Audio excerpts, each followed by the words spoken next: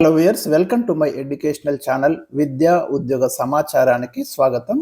Daily GK current affairs అయితే మనకు అందించడం జరుగుతుంది. మరి ఈ రోజు అయితే మనం జనరల్ అవేర్నెస్ నుంచి కొన్ని కీలకమైన క్వశ్చన్స్ డిస్కస్ చేయబోతున్నాం. కరెంట్ అఫైర్స్, జీకే ప్రతిదీ కూడా మీకు అప్డేటెడ్ ఇన్ఫర్మేషన్ అయితే ఇచ్చే ప్రయత్నం జరుగుతుంది.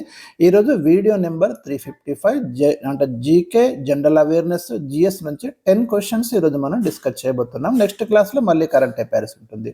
ఇక ఈరోజు క్వశ్చన్ నెంబర్ 1 మనకు సెంట్రల్ ఎగ్జామ్స్ కానివ్వండి, స్టేట్ లెవెల్లో అడిగే ప్రశ్న. Central board of direct taxes, దీన్ని మనం సిబిడిటి అంటాము, ట్యాక్సెస్కి సంబంధించి ఇది ఎప్పుడు ఏర్పాటు చేయబడింది? అది ఏర్పాటు చేసింది మనకు 1964లో అండి. Central board of revenue act 1963 చట్టం ప్రకారము ఇది central board of direct taxes ఏర్పాటు చేయబడింది. దీని హెడ్ క్వార్టర్ అనేది మనకు న్యూఢిల్లీలో ఉంది. గుర్తుంచుకోండి, ఇయర్ గుర్తుంచుకోండి, ఏ యాక్ట్ ప్రకారం దాన్ని ఏర్పాటు చేశారు, దాని యొక్క హెడ్ క్వార్టర్ ఎక్కడ ఉంది? న్యూఢిల్లీలో ఉంది.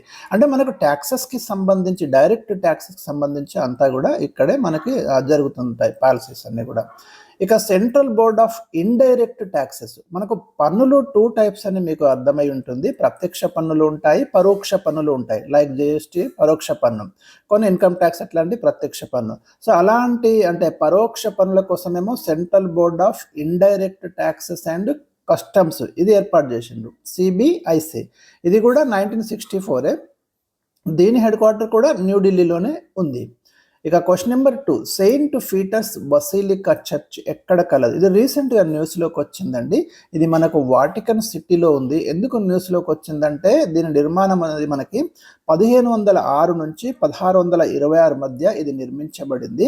2026 నాటికి 400 సంవత్సరాలు పూర్తయింది. ఇది వాటికన్ సిటీలో ఉంది. ప్రపంచంలో అత్యల్ప జనాభా గల దేశంగా మనం వాటికన్ సిటీని పేర్కొంటాము.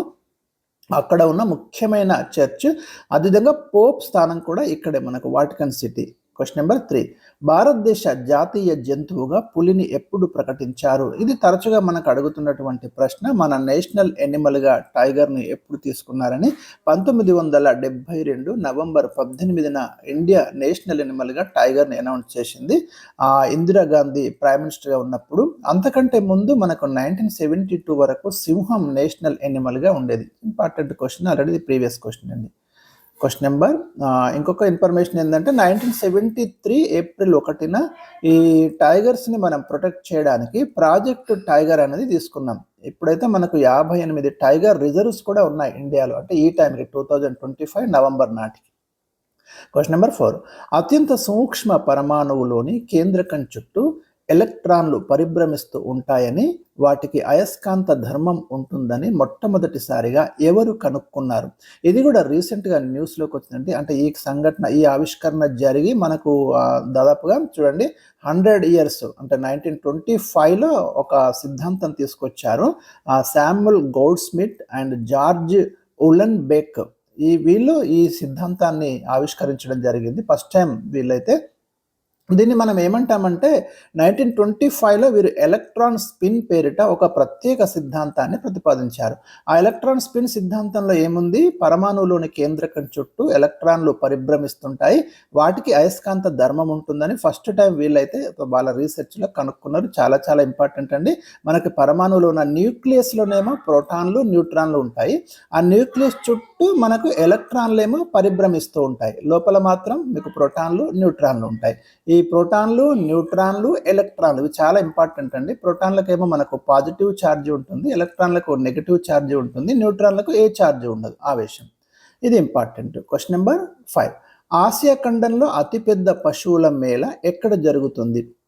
ఇక్కడ మరి అతిపెద్ద పశువుల సంత జరుగుతుంది ఎక్కడ అంటే బీహార్లోని సోనేపూర్లో జరుగుతుందండి. ఇది ఇంపార్టెంట్, ఇది కూడా ఇండియాలో. క్వశ్చన్ నెంబర్ 6, బాదల్, వర్షారాణి, జాన్బాజ్, కోబ్రా, లుక్క అనేవి ఏ జాతికి చెందిన జంతువులు? గుర్రాలకు చెందినటువంటి జాతులండి ఇవి.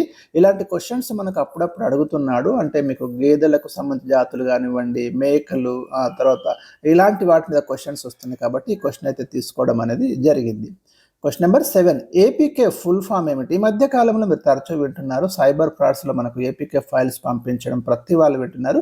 ఏపీకే ఫుల్ ఫామ్ వచ్చేసి మనకు ఆండ్రాయిడ్ ప్యాకేజ్ కిట్ లేదా ఆండ్రాయిడ్ అప్లికేషన్ ప్యాకేజ్ అంటామండి దీన్ని. మరి ఏపీకే ఫుల్ ఫామ్ వచ్చేసి వెరీ ఇంపార్టెంట్. క్వశ్చన్ నెంబర్ 8, అంతర్జాతీయ విద్యార్థుల దినోత్సవం ఏ రోజు జరుపుకుంటారు? నవంబర్ 17ను ఇంటర్నేషనల్ స్టూడెంట్స్ డేగా జరుపుకుంటున్నారు. ఇది కూడా ఇంపార్టెంట్ క్వశ్చనే. Question number 9, national dairy development board ఎప్పుడు ఏర్పాటు చేశారు? జాతీయ పాడి అభివృద్ధి బోర్డు అండి ఇది. అంటే మనకు పాలను ఉత్పత్తిని పెంచడానికి 1965లో నేషనల్ డైరీ డెవలప్మెంట్ బోర్డు ఏర్పాటు చేయబడింది.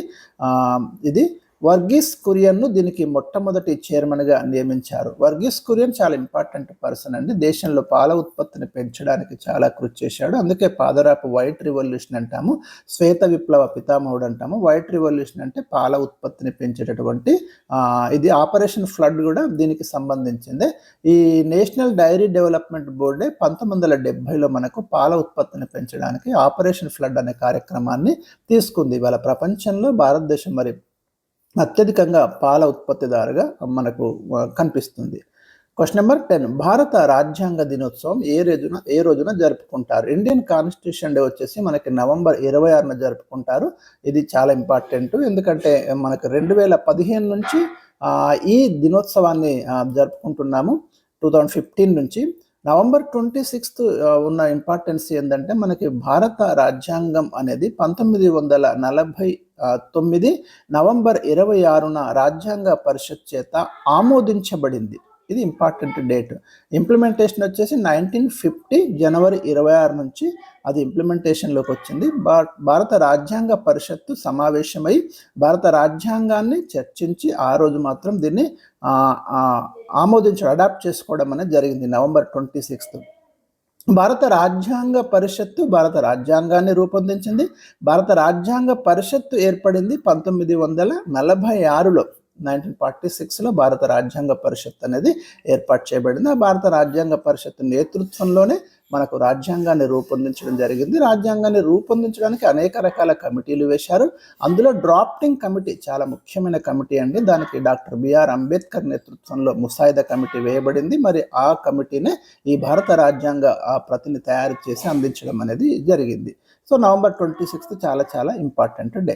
సో ఇవి నేను ఈరోజు మీతో డిస్కస్ చేసినటువంటి ముఖ్యమైన 10 క్వశ్చన్స్. మరి లేటెస్ట్ ఇన్ఫర్మేషన్ కోసం ఛానల్ అయితే ఫాలో అవుతుండండి. Thank you for watching. తప్పకుండా సబ్స్క్రైబ్ చేయండి, షేర్ చేయండి.